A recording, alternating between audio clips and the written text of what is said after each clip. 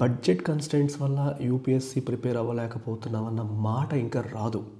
మీరు కని విని ఎరుగని రీతిలో కేవలం 12,000 రూపాయలకి మీరు అడుగుతారు అసలు యూపీఎస్సీ చెప్తున్నారా ఇంకేమైనా చెప్తున్నారని. Same UPSC classes live and recorded ఫార్మాట్లో ప్రిలిమ్స్ కమ్ మెయిన్స్ జిఎస్ మొత్తం కవర్ చేస్తున్న క్లాసెస్ 12,000 రూపీస్ ఆప్షన్ ఇప్పుడు మీకు క్రియేట్ చేసాం. సో ఈ ఆప్షన్ వినియోగించుకోండి. 12,000 రూపాయలకి కంప్లీట్గా మీకు సిలబస్ ప్రాపర్గా మన ఎల్టీఎక్స్లో ఎలా చెప్తామో మీకు తెలుసు. In depth coverage live classes అమ్మ. ఎప్పుడో పాత క్లాసులు ఇచ్చేయడం కాదు, అప్డేటెడ్ కంటెంట్ని దృష్టిలో పెట్టుకొని లైవ్ క్లాసెస్. యాప్ డౌన్లోడ్ చేసుకోండి, డెమో కావాలంటే చెక్ చేయండి. ఇంకేమన్నా డౌట్స్ ఉంటే ఈ నెంబర్కి మీరు కాంటాక్ట్ చేయండి. ఇది 31 జనవరి వరకు మాత్రమే ఉన్న ఆఫర్. తర్వాత ఇది ఎక్స్టెండ్ అవుతుంది అని నేను చెప్పలేను.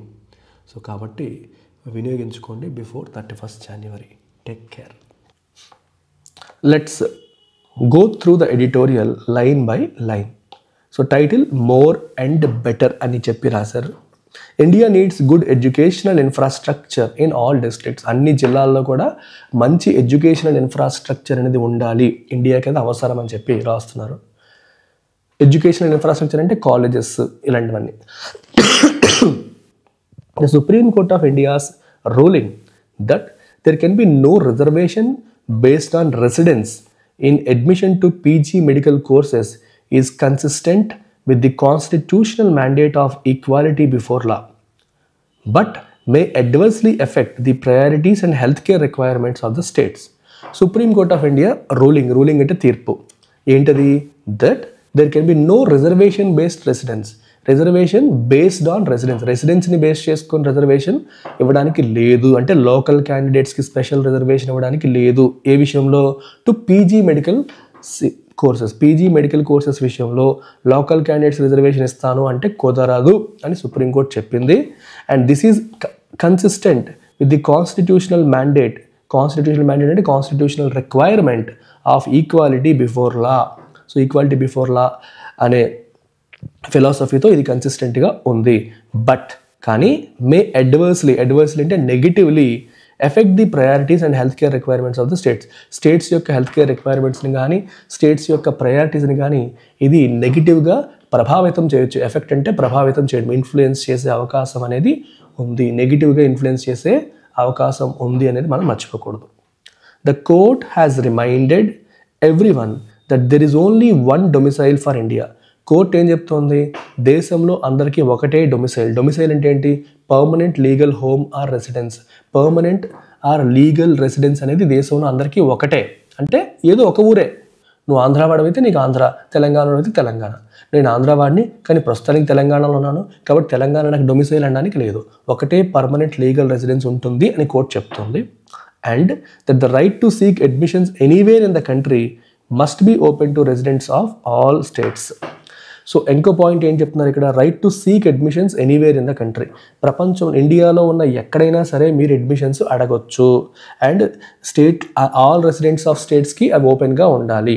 అంటే ఆ ఏరియాలో ఉన్న వాళ్ళకి మాత్రమే అని కాదు, అందరికీ అన్ని సీట్స్ ఓపెన్గా ఉండాలి అనేది వీళ్ళు చెప్తున్నారనమాట. ఒక్కొక్కరికి వేరు వేరు డొమిసైల్స్ కాదు, there is only one domicile for Indians అందరికీ ఒకటే డొమిసైల్ అని చెప్పి చెప్తున్నారు. This is in line with a series of verdicts అంటే తీర్పులు on the question whether there can be admissions based on institutional preference or residential requirements. So a series of verdicts ఇంతకుముందు వచ్చాయి. ఏ విషయంలో అంటే ఇన్స్టిట్యూషనల్ ప్రిఫరెన్స్ బేసిస్ మీద, అంటే ఆ institute యొక్క ప్రిఫరెన్స్ బేసిస్ మీద కావచ్చు, లేదా రెసిడెన్షియల్ రిక్వైర్మెంట్స్ బేసిస్ మీద అడ్మిషన్స్ ఇవ్వచ్చా అనే విషయంలో కన్ఫ్యూజన్ ఉండింది. దాని విషయంలో ఇంతకుముందే చాలా తీర్పులు వచ్చాయి. ఆ తీర్పులు అనుకూలంగానే వాటికి ఇన్ లైన్ విత్ దెమ్ అంటే అదే ఫ్లోలో ఇది కూడా ఉంది. The view is that institutional preference, that is choosing candidates who had passed out of an institution for admission to PG courses in the same institution is constitutionally permissible. So బేసికల్గా ఏమంటారంటే ఏ కాలేజ్లోంచి అయితే UG కోర్సెస్లో pass అయ్యారో అలాంటి వాళ్ళే అదే కాలేజ్లో PG కోర్సెస్లో join అవ్వడానికి ప్రిఫరెన్స్ ఇవ్వడం కాన్స్టిట్యూషనల్లీ పాసిబుల్ అనేది, పర్మిసిబుల్ అనేది ఒక view. And that the admission to UG medical courses can have a residential requirement. UG medical కోర్సెస్కి రెసిడెన్షియల్ రిక్వైర్మెంట్ అనేది ఉండొచ్చు, primarily because the basic medical needs of a region can be better addressed by admissing more people from the same background so that doctors emerging from the system would render public service there. Okay, so బేసికల్గా ఇక్కడ ఏమంటున్నారంటే, ఇక్కడ ఏం రాస్తున్నారంటే residential requirement పెట్టడం వల్ల ఉపయోగం ఉంటుంది అనేది వ్యూ. అంటే ఈ మన ఆంధ్ర వాళ్ళే దీనికి అప్లై చేసుకోవాలి, లోకల్ క్యాండిడేట్స్ అప్లై చేసుకోవాలి అని రూల్ పెట్టడం వల్ల ఉపయోగం ఉంటుంది అని అంటున్నారు. ఎందుకంటే basic medical needs of a region, ఒక రీజన్ యొక్క బేసిక్ మెడికల్ నీడ్స్ అనేవి కెన్ బి బెటర్ అడ్రస్డ్, వాటిని సరిగ్గా అడ్రస్ చేయొచ్చు. ఎప్పుడు? By admitting more people from the same background. Same background నుంచి ఎక్కువ పీపుల్ని అడ్మిట్ చేయడం ద్వారా మనం చేయొచ్చు. So that doctors emerging from the system would render public service there. So ఆ సిస్టమ్ నుంచి వచ్చే డాక్టర్స్ అంటే ఆ కాలేజ్ నుంచి బయటపడే వాళ్ళు అదే ఏరియాకి చెందిన వాళ్ళు అయితే వాళ్ళు అక్కడే పబ్లిక్ సర్వీస్ అందించడానికి కూడా అవకాశం ఉంటుంది. అంటే బయట ప్రాంతం నుంచి వచ్చిన వాడు వస్తే మళ్ళీ వాడు ఇక్కడ ఉండడు, వేరే చోటికి వెళ్ళిపోతాడు. కానీ అదే ఏరియాలో చదువుకున్నవాడు, ఆ ఏరియాకి చెందినవాడు అక్కడ చదువుకుంటే అక్కడే సర్వీస్ ఇవ్వడానికి వాళ్ళు ఇష్టపడతారు అనేది మెయిన్ పాయింట్. రెండర్ అంటే provide, give. However, on the principle that higher qualifications brook no compromise with merit.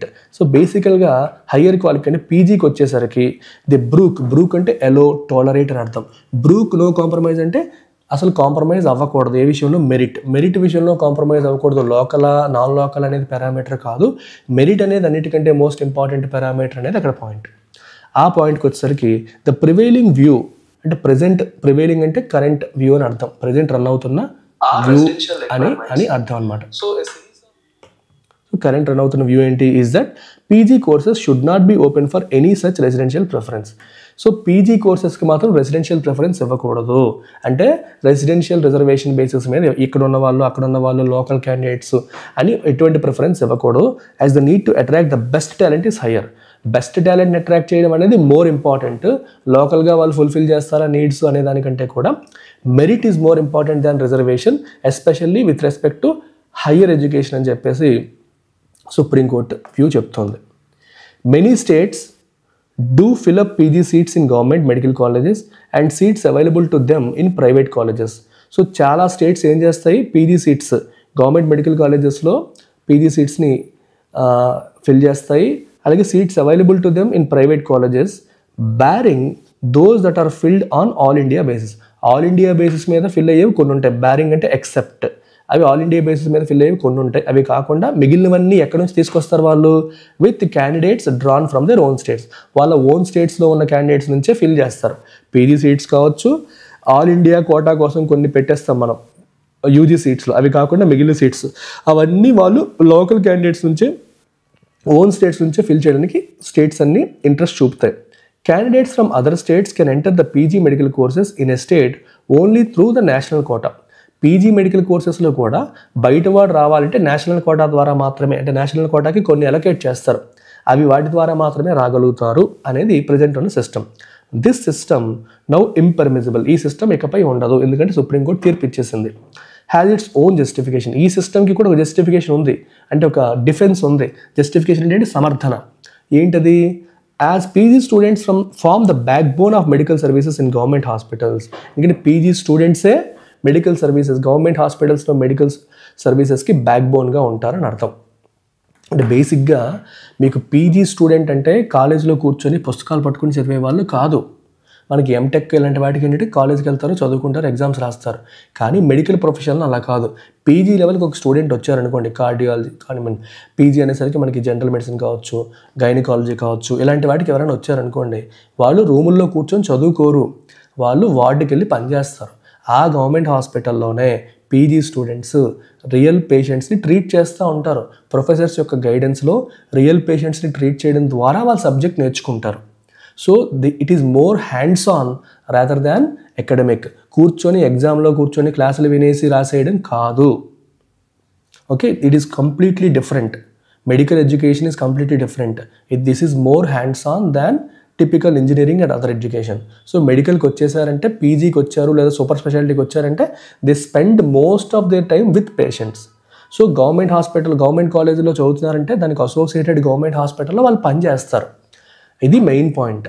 అదే బయట కాలేజ్ బయట ఊరు వాళ్ళు ఈ లాంగ్వేజ్ తెలియని వాళ్ళు ఎవరైనా వస్తే అక్కడ లోకల్ పేషెంట్స్ని వాళ్ళు డీల్ చేయడానికి కొంచెం ఇబ్బంది పడే అవకాశం కూడా ఉంటుంది.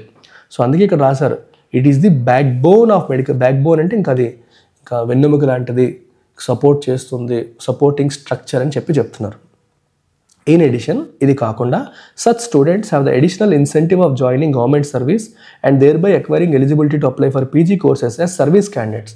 ఇంకా ఏముంది మనకి, వాళ్ళు పీజీ కంప్లీట్ అయిపోయిన తర్వాత లేదా యూజీ కంప్లీట్ అయిపోయిన తర్వాత గవర్నమెంట్ సర్వీస్కి వెళ్ళొచ్చు. గవర్నమెంట్ సర్వీస్కి వెళ్తే అడ్వాంటేజ్ ఏంటి, ఒక రకంగా నీ గవర్నమెంట్ జాబ్ వచ్చినట్టు, ఎడిషనల్గా నువ్వు ట్రైబల్ ఏరియా లాంటి ఏరియాల్లో 3 years పనిచేసినా లేకపోతే రెగ్యులర్ ఏరియాలో ఒక 5 years పనిచేసినా నీకు సర్వీస్ రిజర్వేషన్ వస్తుంది. So you become a service candidate, అది ఒక ఎడిషనల్ రిజర్వేషన్. దాని ద్వారా కూడా నీకు పీజీ సీట్స్లో అడ్వాంటేజ్ అనేది వస్తుంది. సో వాళ్ళు పీజీ ఎగ్జామ్ రాసినప్పుడు సర్వీస్ రిజర్వేషన్తో నువ్వు దాన్ని కొట్టేయడానికి కూడా ఛాన్సెస్ అనేవి ఉంటాయి. The southern states in particular have invested heavily in medical education. Southern states medical ఎడ్యుకేషన్లో చాలా ఎక్కువగా ఖర్చు పెట్టాయి.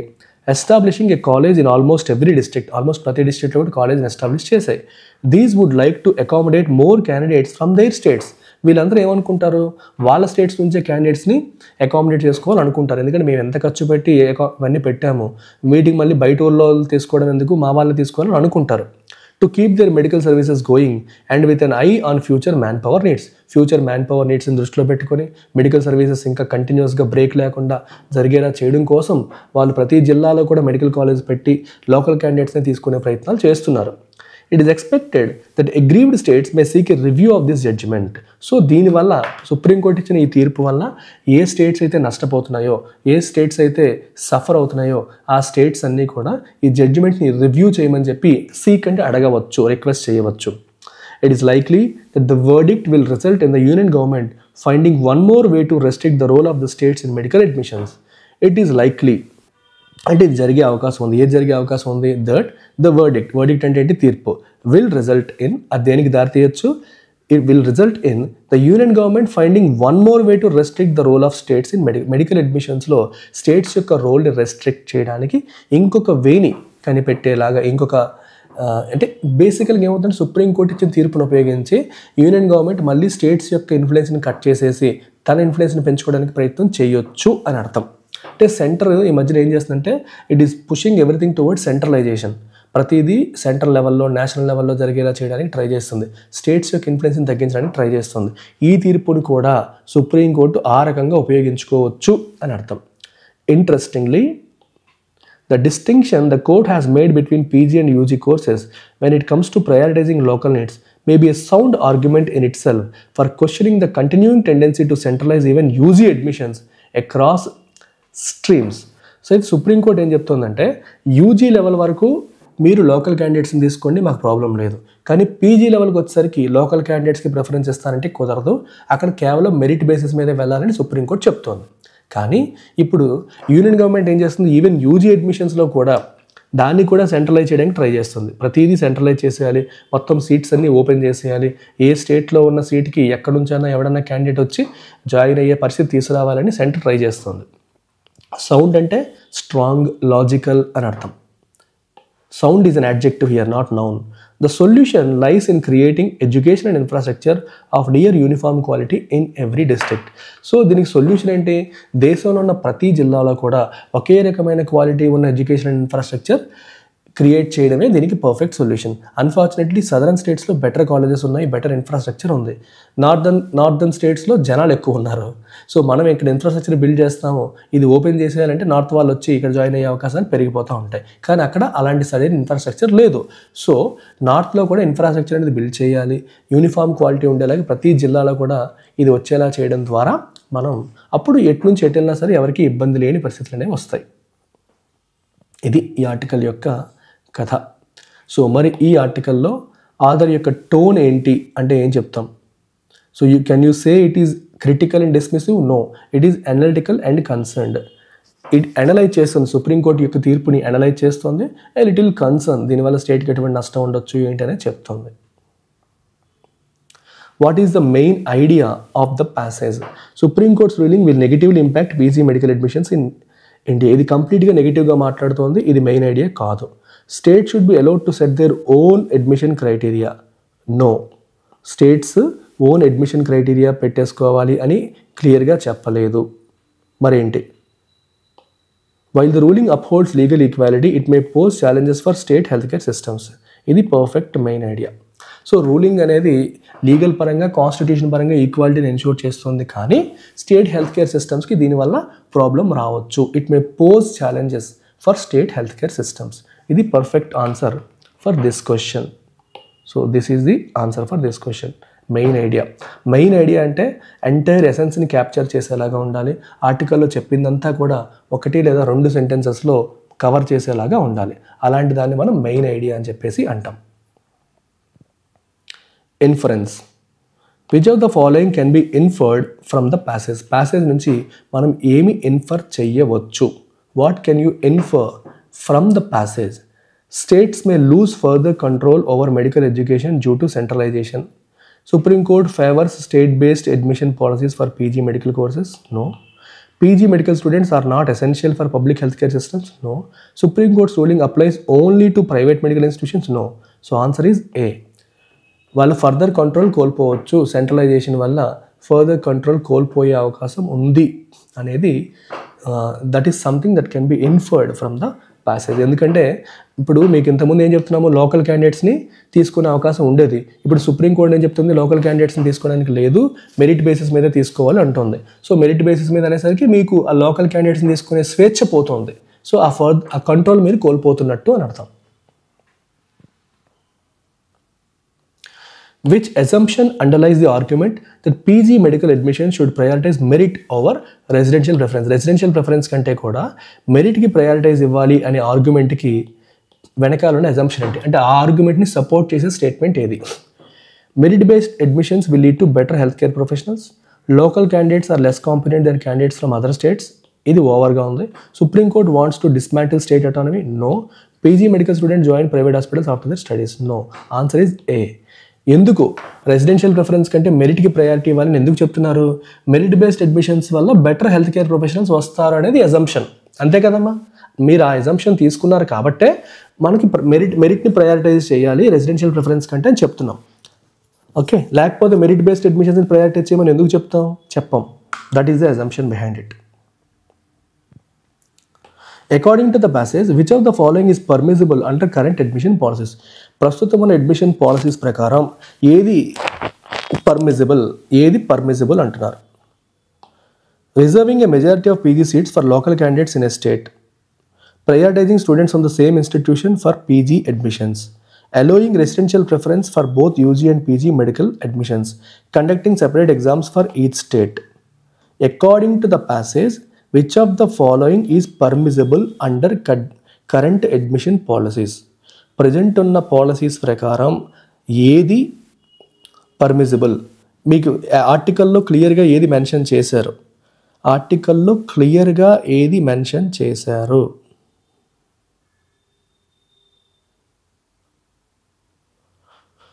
ఫిఫ్త్ క్వశ్చన్కి ఏం ఆన్సర్ పెడతారు?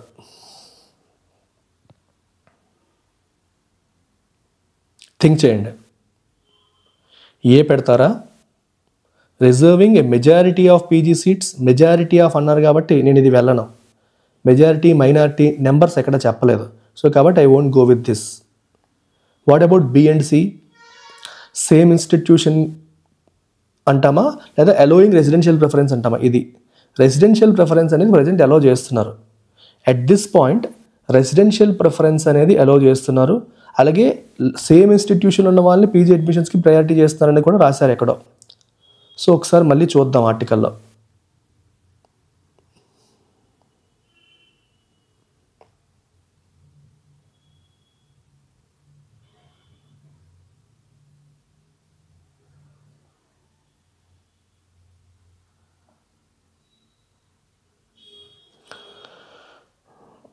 The view is that institutional preference, that is choosing candidates who had passed out of an institution for admission to PG courses in the same institution, is constitutionally permissible.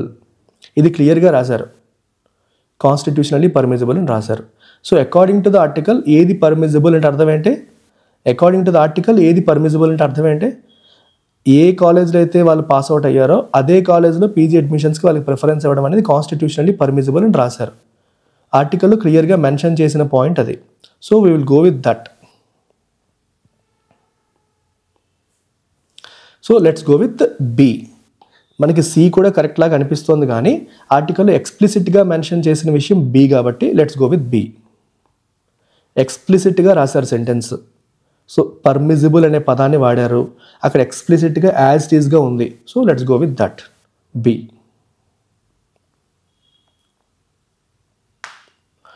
Why do some states prefer to admit local candidates into PG medical courses? States local క్యాండిడేట్స్ని admit చేయడానికి ఎందుకు preference ఇస్తాయి? Especially PG medical కోర్సెస్కి local క్యాండిడేట్స్ని admit చేయడానికి ఎందుకు states preference ఇస్తున్నాయి చెప్పండి. To prevent candidates from other states from securing jobs? No. వేరే స్టేట్ వాళ్ళకి జాబ్స్ రాకుండా చేయడానిక? To ensure their medical graduates serve in local health care systems? Yes. Local health care సిస్టమ్స్లో వాళ్ళు ఇప్పుడు మన లోకల్ వాళ్ళు అనుకోండి, ఇక్కడ పీజీ అయిపోయాక మళ్ళీ ఇక్కడ పని చేయడానికి ఇష్టపడతారు. ఇక్కడ వాళ్ళే కాబట్టి ఇక్కడే పని చేయడానికి ఇష్టపడతారు.